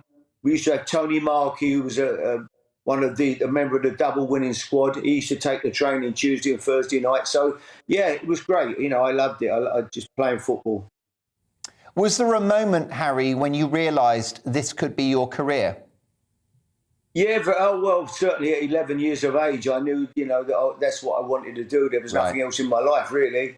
I went to a school in East London I heard the guys, the people, your panel talking about schools. Back in them days, you had a secondary modern school, you had a central, If you were dunce and not very clever, you went to the secondary modern. If you were reasonable, you went to a central. And if you were clever, you got to a grammar school. That was 11 plus we did. And unfortunately for me, I ended up at the secondary modern because I wasn't very clever. But then, and the more I played football, to be honest, and the more I got into realising that Tottenham, Arsenal, I had the choice of all the London clubs at 11 or 12 years of age, wanted to sign me when I left school. My education got even worse, unfortunately. That is my biggest regret, really. And what were your particular skills as a player? Were you a great athlete, or did you just have a technique that was that stood out? I was quick and I could dribble, and at 16 I played in the England youth team that won the World Cup, the Youth World Cup. We had a fantastic team back in them days. Players that not many, obviously players from a long while ago. Howard Kendall, Johnny Hollins, David Sadler all went on. Lots of top players. Every one of them went on to play at the top level. But I think I was a quick, tricky winger who was a good crosser of the ball. That was really what I enjoyed doing, trying to make goals. I used to make goals, I think, for Jeff Hurst, Martin Peters in the West Ham team. They used to finish them, and I used to like to think that I made a fair share. Was management inevitable for you, Harry? Not really, Mark. No, I finished playing and I got my coaching badges very early. Ron Greenwood, the manager at West Ham, was an incredible football coach, the cleverest coach I've ever met, most knowledgeable man I'd ever met in football. And he got us all to do our coaching badges at a very early age. And we used to go and coach in schools in the afternoon. When we finished training, we'd go into the local schools. I used to go to schools in Canning Town and Forest Gate, and we used to get £2.50 an afternoon. And we used to go straight from training and get to the school, and we'd stay there for 3 or 4 hours with the kids playing football. They were all working class kids from, that area, mostly sons of dockers and, people that worked in that area. So, and that was a great education. That's when I first really got interested in coaching. And then, like everybody, Mark, you need a bit of luck. And I got lucky. People give me an opportunity, saw something in me and gave me the chance to coach. And, when the opportunities come, I like to think that I took it. Tottenham were seriously flirting with relegation when you came in, weren't they? No, you could have kept Tottenham up that year, Mark. Really? Yeah, but they were under you could pressure. have done. Yeah, I had good players. I was lucky. I had good players, Luka Modric, Gareth Bale, Ledley King. I mean, we had a great team there. I'm sure you remember that team well. That was incredible. A really good team. Played great attacking football. And it was a great time for me, managing Tottenham. Yeah, but you're very modest, Harry, because I think you changed the mentality of the club and its expectations, particularly by getting to the quarter-finals of the Champions League. And we must remember that the club was in trouble when you came in. OK, maybe relegation is a stretch, but it was certainly mid-table mediocrity, wasn't it? Well, I don't know. I certainly, I think that we sort of instilled a bit of confidence into the team, made a couple of I tinkered with a couple of changes. I moved Gareth Bale from left back to left wing, and I moved Luka Modric from a left winger who used to just come and play in the pocket inside, not an out-and-out left winger as such. I moved him into the central midfield where he could control and run the game. And when I did that, even some of my own coaching staff thought I was crazy because they said Luka Modric, he's not strong enough or big enough to play central midfield. And I was sure he was. And, he ended up becoming World Footballer of the Year a few years back. So what a career he's had and what a fantastic player. Achieved so much as a manager. Is there snobbery within the Premier League and among club chairmen towards British managers? Yeah, I think there is, for sure, Mark. There's some great managers down the lower divisions who never get the chance to manage. Eddie Howe, for instance, manages Newcastle. He would never have been recognised or known or got a chance to manage at the top level if he hadn't got promoted. The only way you'll get a job in the Premier League, it seems now, if you're a young British manager, is to take a team up to get promoted. Sean Dyche did it. He takes Burnley up. So suddenly he gets the opportunity to manage in the Premier League at Burnley, and hopefully his career will keep going forward. And Eddie Howe and people like that were the same. You have to get a team up into the Premier League, it seems now. And you never get the opportunity, if you're a British manager, to manage a top four team. It seems every time they look for a manager, the only ones that get mentioned are foreign managers. You can't tell me that, Man United have taken another foreign manager. They're not exactly, I watched them play tonight. Nothing's changed there. They're not exactly, but the most important thing, Mark, for any football manager, if you want to be, is good players. You need good players. It's about man management, getting the best out of them players. Alex Ferguson was a fantastic manager, a great man manager. He wasn't a coach. He didn't go out on the training ground every day taking incredible sessions. Although I've not seen anybody who could do that. It was man management, understanding the team, putting a team together, getting the best out of people, making them want to play for you and play for the team. That is what it's about, man management. Obviously, you're looking for skilled players when you recruit, Harry, but what else are you looking for? When you meet a young lad who dreams of joining the club, what are your criterion? What's on your checklist? Well, I'd like to see them first and foremost show that they really want to play for your club. That's important. And you're looking for kids, you can tell by their attitude, their respect that they've got for you and the football club, and they want to come and play for you. And I think that's very important, and you want to see kids that want to work and train. When training's over, don't go running off, finishing training, want to go off and jump in your car or whatever. Spend time on the training ground. You look at Tottenham. It's no fluke that Harry Kane is such a great player. You couldn't get him off the training ground. He would be out in that training. Training would finish and he'd be doing another hour's work, finishing, shooting, left foot, right foot, headers, doing his sprints every day. And that's what made him a great player. He improved and improved and improved. And I could name you a dozen cases. Frank Lampard was the best trainer I'd ever seen. He'd be out on the training pitch at 4 o'clock in the afternoon when it was getting dark in the middle of winter, still practicing. And, and you can do that. You can make what you want to become of yourself if you want to work at it. But what did you do, Harry? How did you pull off that successful man management, as well as very, very astute football strategy? What was your trick, Harry? I'm looking at a picture here on the wall behind.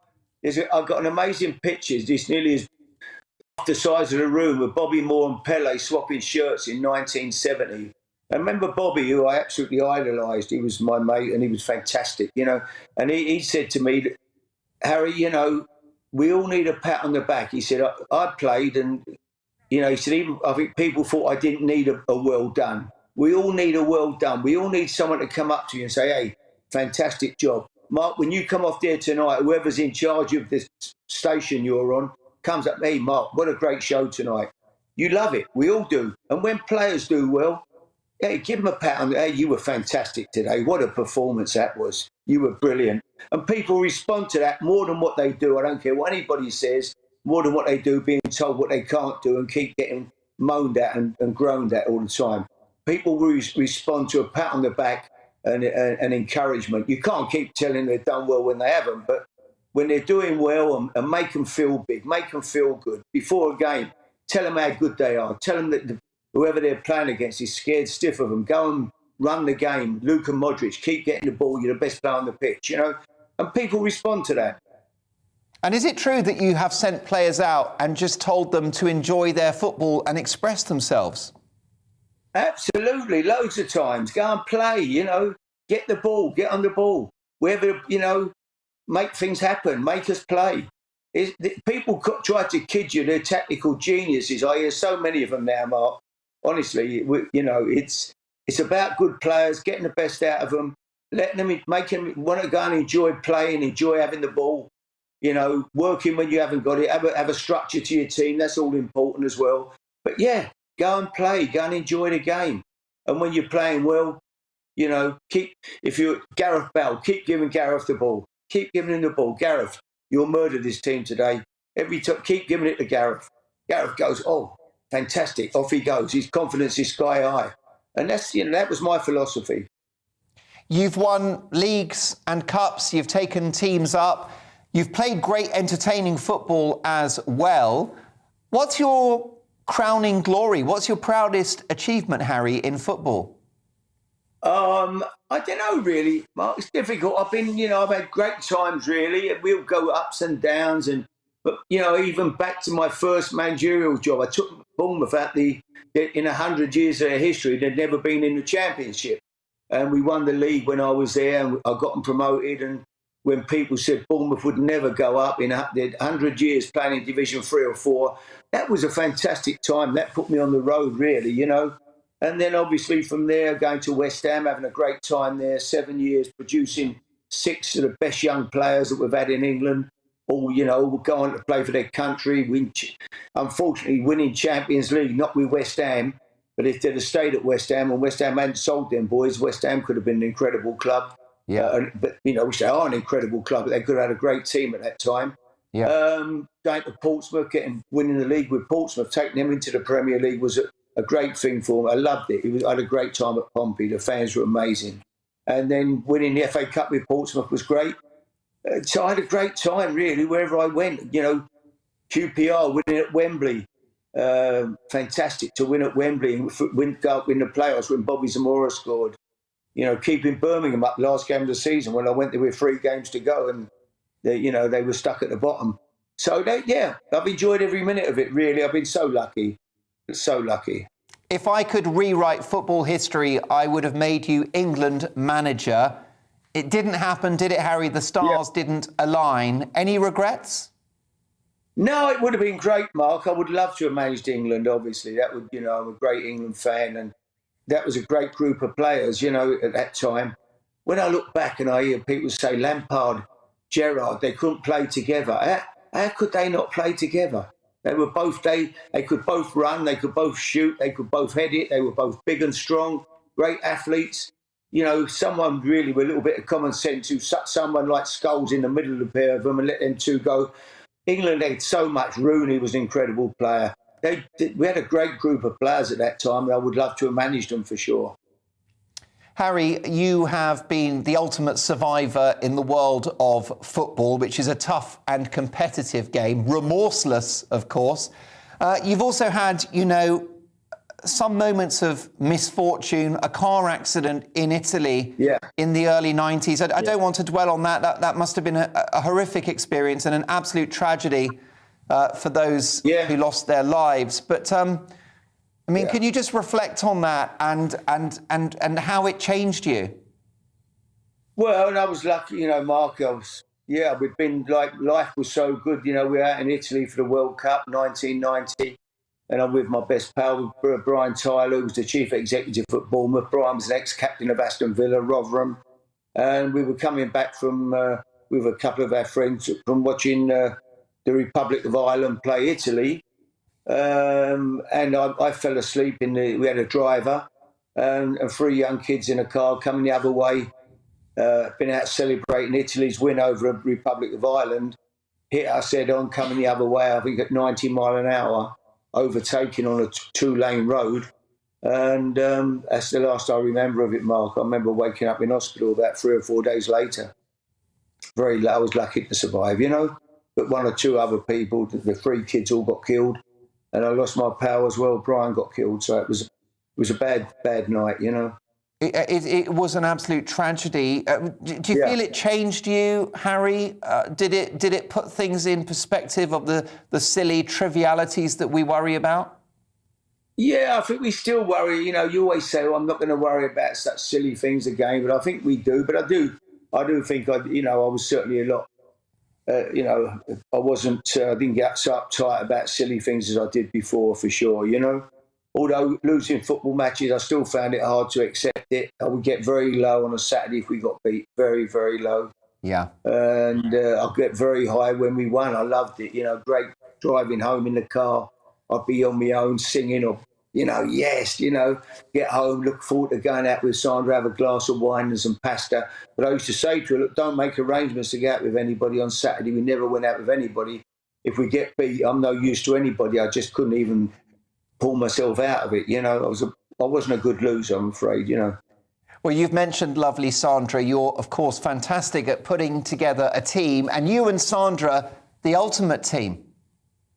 Yeah, well, I've been lucky, Mark. Yeah, she's looked after me, and we've had a great marriage. Really, I've been very lucky, and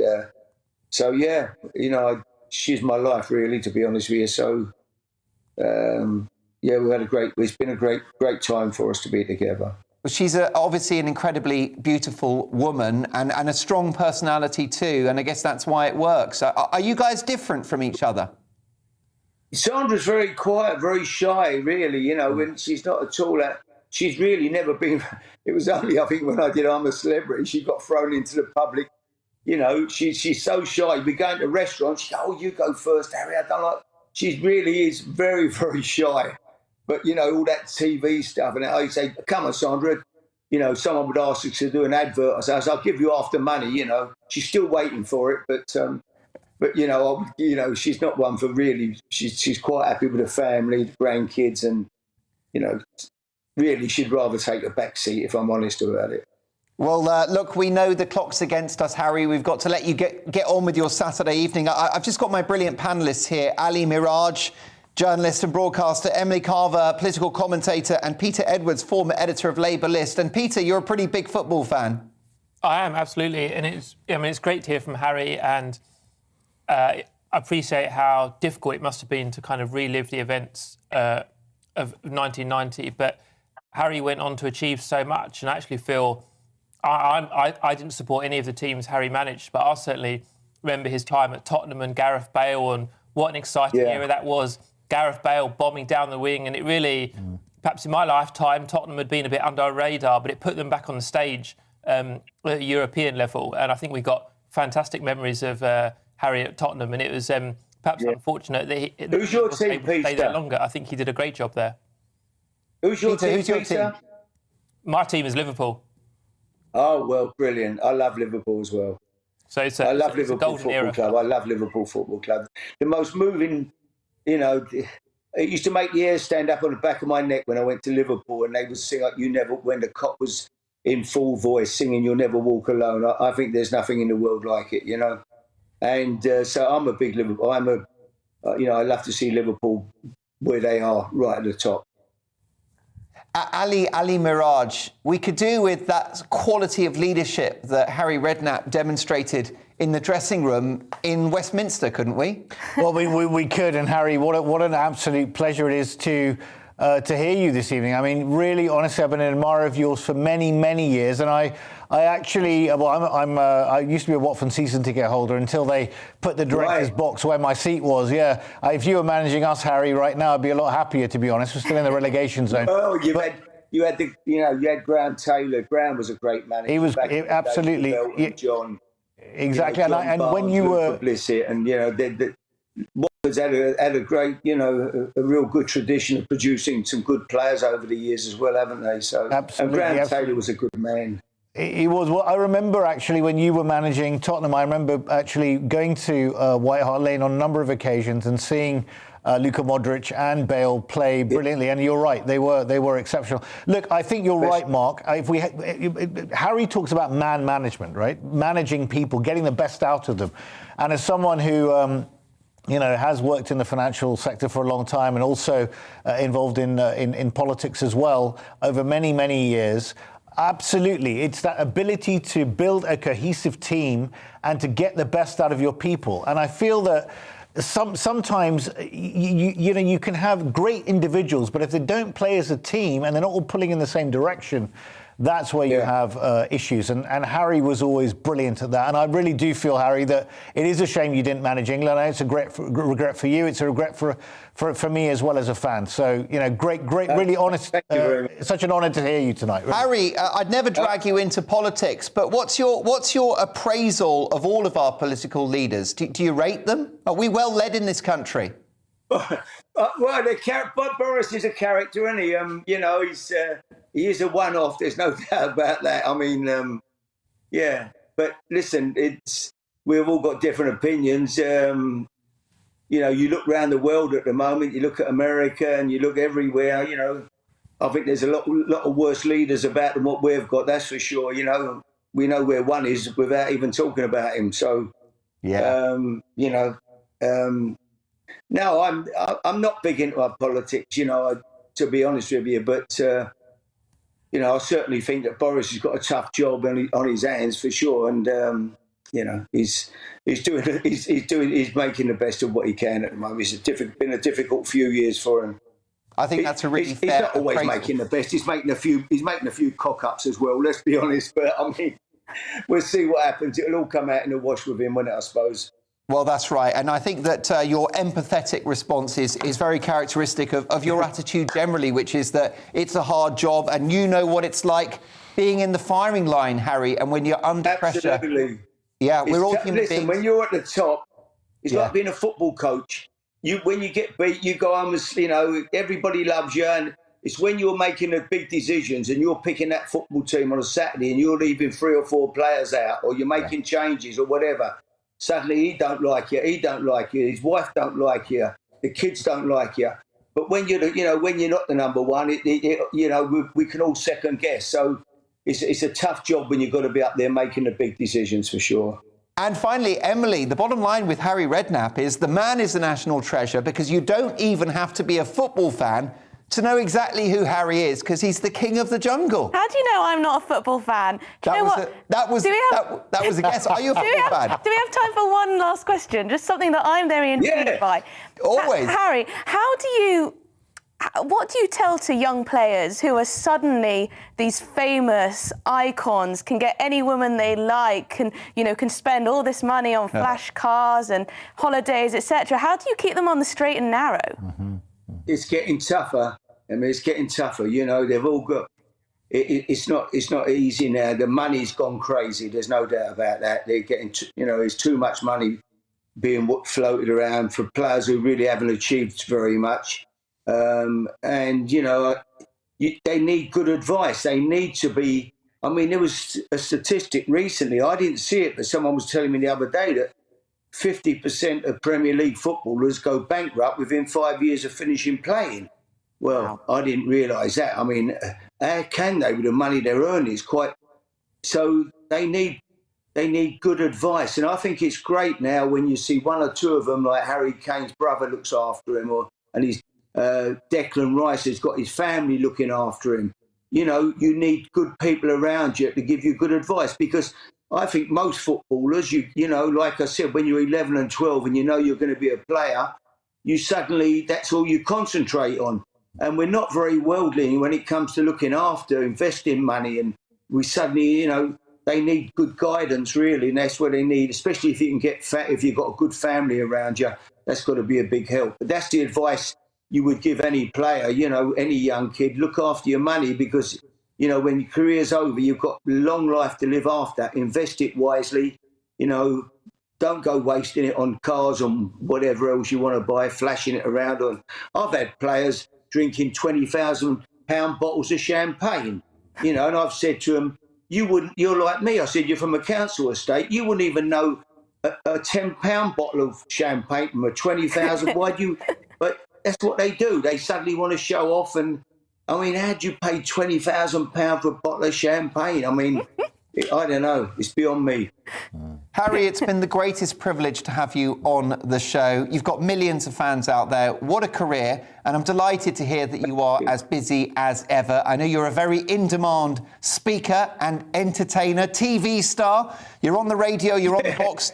You've even got your book, which is out, your fantastic best-selling autobiography, Always Managing. My biography, Harry Redknapp. Harry, thank you so much for joining us on Mark Dolan Great talking to you guys. Thank you. Nice to talk. Brilliant stuff. The amazing Harry Redknapp. What a great interview. What an inspiring man he is. Fantastic stuff. Lots more to come, including another great British game show. See you shortly.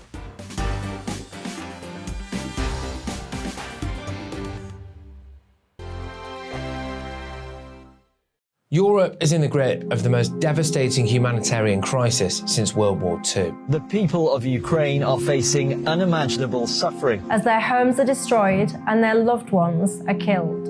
Millions of people are being forced to flee for their lives, carrying only their children, their pets, and the clothes on their back.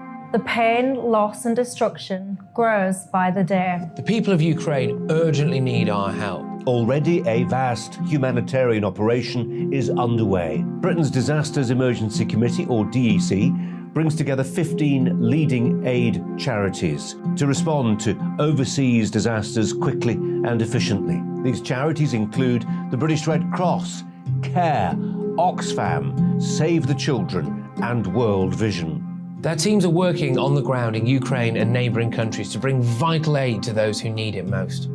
If you can spare it, your gift to the DEC's humanitarian appeal will go a really long way. £10 provides essential hygiene supplies for a person for a month. £50 provides blankets for 4 families. £100 provides emergency food for 2 families per month. It's easy to give. You can donate online at dec.org.uk or call the 24-hour donation line on 0370 60 60 900. If you prefer to send a cheque, please post it to the Ukraine Humanitarian Appeal, PO Box 999, London EC 3A 3AA. To give £10 on your mobile, simply text the word crisis to 70150. Standard network charges apply for calls and you must be 16 or over. Texts are charged at the standard network rate and your £10 donation will be added to your bill. 100% of your donation goes directly to the DEC to save lives and deliver critical support where it's needed.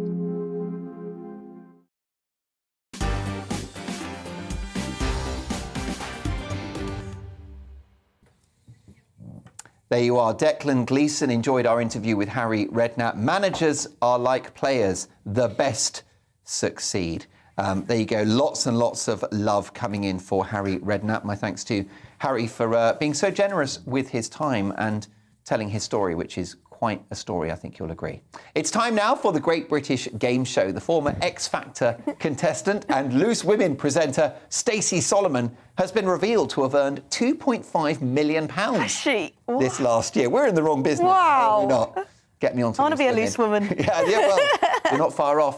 So we thought we'd play a game of How Minted Are They? Simply guess the net worth of these celebrities. So you at home and my panel in the studio, can you guess the net worth of the following people? Let's start with Sir Richard Branson. How much is he worth, do you think? Is it millions or billions? Billions. It is. It's the B. So Sir Richard Branson, of course, the owner of Virgin Airways, Records, Virgin Radio, all those things he created. What do we think? $1 billion? No, 1.5? More. What do you think, Ali? 2.5. 2.5? Peter? Yeah, I would say 1 or 2 because I believe that some of the Virgin names are kind of on licence, but he doesn't own them. That's right. He's been very clever with that brand, hasn't he? So that's what you're heading for. How about you? What do you Well, I mean, I was going to go for a few hundred million, so I'm obviously completely off the mark. So let's go big. Let's go 7.